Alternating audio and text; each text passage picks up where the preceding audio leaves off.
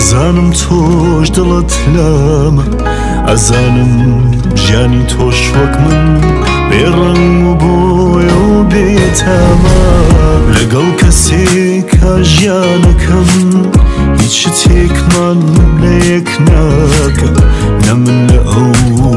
تێگەم و نە ئەو لە هەسم تێگا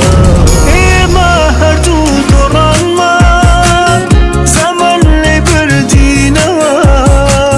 ئاژین بەڵام چ ژیانێ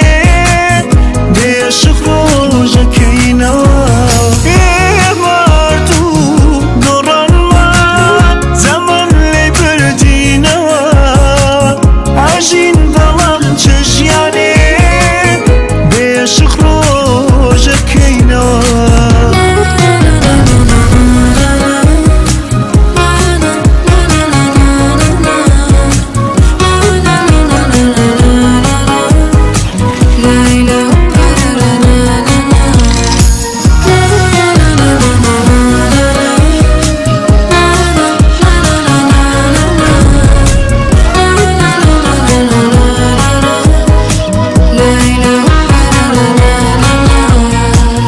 جەهەنەمێک لە سینەما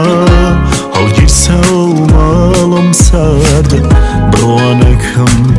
جارێکی تر خۆشبەختی لە دەرگام بدا لە ماڵ تا کریستاڵی هەموو دنیای بۆ دانابی بەچی ئەچێ شوشەی دڵت شکا بێت و بەهی